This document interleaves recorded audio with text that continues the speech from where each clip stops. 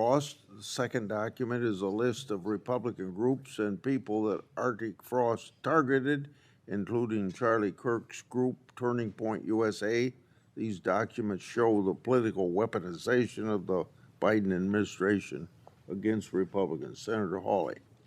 Thank you very much, Mr. Chairman. Attorney General Bondi, good to see you. Welcome. I've been listening closely in this hearing, and I've heard over and over from my Democrat colleagues concerns about targeting political enemies, and they've accused you of all manner of things and the current president. I've also heard them said, and I just wrote it down because I wanted to be sure I heard it correctly. I've heard them say that Joe Biden never targeted his political enemies. Joe Biden never directed his attorney general to target his political opponents. That's interesting, because I could have sworn that yesterday we learned that the FBI tapped my phone. Let's look at it. We've got a list. Tapped my phone, tapped Lindsey Graham's phone, tapped Marsha Blackburn's phone, tapped 5 other phones of United States senators. Gee, it sure looks like targeting political opponents to me, and yet I haven't heard a word from that side of the dais about any concern whatsoever. We've got nothing but concerns today, but no concern at all for a Justice Department that is tapping the phones of sitting United States senators because who knows why. They don't like them. They're members of the opposition party. They're Republicans. They're conservatives. You've seen this document, Attorney General Bondi. What was going on here? Who ordered this? Who ordered the tapping of the phones of United States senators? Senator Hawley, I cannot discuss the details of that right now for very good reason. You're going to do a thorough investigation into this, I trust. Is that correct? We will be looking at all aspects of this, and I have talked to Director Patel at length about this. And you're going to figure out who was involved in this, who signed off on it, who knew about it. You're going to get to the bottom of all of it. Is it correct? Yes, and I've spoken to Director Patel about it, and he is committed to doing this. Well, I can tell you, we already know many of the details. We already know that this was ordered by the Special Prosecutor Jack Smith, who reported directly to the Attorney General of the United States, Merrick Garland. And we know that Jack Smith was on his witch hunt because he was directed to do so by the President of the United States, Joe Biden. Let's just remember. Let's take a walk down memory lane. April 2nd, 2022, the New York Times. Garland faces growing pressure. The Times says as recently as late last year, that would have been 2021, Mr. Biden confided to his inner circle he believed former President Trump was a threat to democracy and should be prosecuted. It goes on to say that Biden was frustrated with Garland and wanted him to take decisive action against Trump. Here's what we're talking about. Trump, of course, was a private citizen at the time.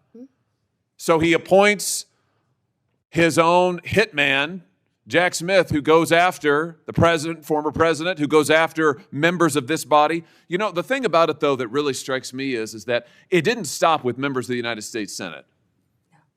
Did it, Attorney General Bondi? It didn't stop here at all. I mean, just as egregious, maybe more so than tapping the phones of U.S. senators, is this memo that I know you've seen before. Let's just look at it again. This is an FBI memo from the same time period, I might add, from the same time period, in which the Federal Bureau of Investigation attempts to recruit informants into Catholic parishes in this country. So here you have an administration that is activating the FBI against its political opponents and tapping the phones of United States senators.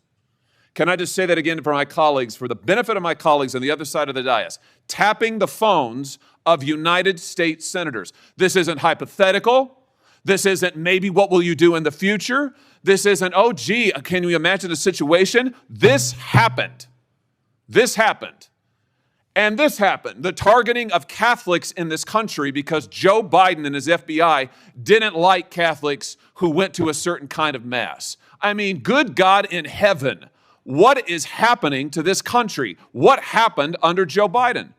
Or then how about this, the infamous school board memo, where Merrick Garland, at the direction of the White House, issued a memo activating the FBI's counterterrorism division against parents who attended school board meetings and had the temerity to ask what their kids were being taught.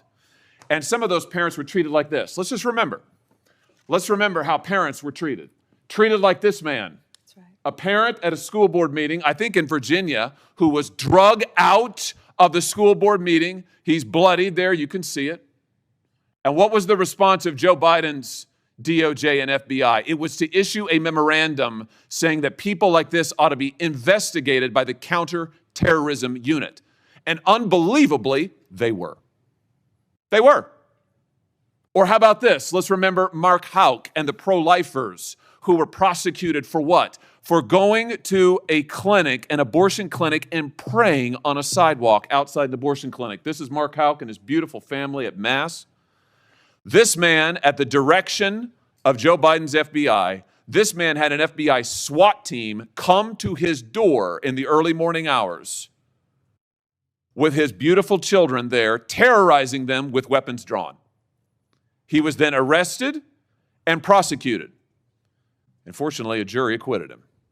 This is what was happening under Joe Biden. United States senators spied upon. Former presidents, the political opponents of the president at the time, targeted, prosecuted. Pro-lifers, targeted, prosecuted. Catholics, targeted, prosecuted. 92 conservative organizations put under surveillance, targeted for potential prosecution. Gee, I don't know. Would you call that an example of weaponization, Attorney General Bondi? Do you think that's a fair characterization? Senator Hawley, that is the ultimate weaponization, and weaponization under Donald Trump has ended. It has ended. Harmeet Dillon is running our civil rights unit, and she is doing an incredible job. No longer will parents be targeted. No longer will parents who care about whether their elementary school children have to read a transgender book be targeted and told they cannot have any say in their child's education. That has ended under this administration. People can worship freely, whether they're Catholics at synagogues or Muslims. Everyone can worship freely. That was the ultimate weaponization. They were targeting Catholics. No longer. They have been targeting so many American citizens throughout this country. And Senator Hawley, you have been a champion of this, and thank you for being a champion of that. But under Donald Trump's watch, it has ended. You know, I think about some of the abuses of power in this country's history, and there's been, sadly, a lot of them by members of the executive branch over the years, whether it's Watergate, whether it's what J. Edgar Hoover did in his time at the FBI, spying on many public figures, RFK, MLK, JFK, you name it. And I just have to say, what we now know happened in the last 4 years under this administration surpasses all of that.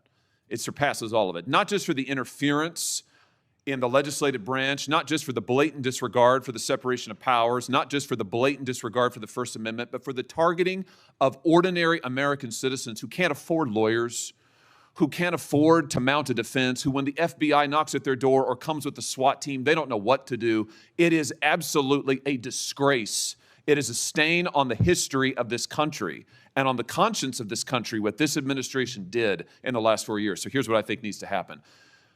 Madam Attorney General, I think we need a special prosecutor to be appointed whose sole responsibility will be to get to the bottom of what has happened in every instance that I have just named. I think we need to know exactly who approved the wiretaps on United States senators, who knew about it, what agents were involved at DOJ or the FBI. I think we need to know exactly who signed off on the Catholic memo, the spying memo, who was involved with it, how far did it go. I think we need to know exactly who authorized the prosecution of Mark Houck, who terrorized pro-lifers and tried to intimidate them. I think we need to know that, Mr. Chairman, this committee needs to do oversight hearings. We need to have thorough hearings into what has happened these last 4 years and this abuse that has now just been uncovered, because we have to ensure that it stops. As you just said, Attorney General Bondi, we have to ensure that it stops. This chapter in American history needs to come to a close, never to be opened again. The use of the most powerful law enforcement bodies in the world against ordinary citizens and political opponents must end once and for all. And we have a chance to do it, and it needs to be done with a thorough investigation, full transparency. And those who violated laws need to be prosecuted. I thank you for what you're doing, Attorney General Bondi. I hope that you will launch a thorough investigation. I hope you'll appoint a special prosecutor. Mr. Chairman, I hope we'll hold hearings. And with that, I yield. Yeah. Before I call on Blumenthal, I want to, without objection, introduce into the record a document that General Bondi helped to declassify. The document is Array FBI analysis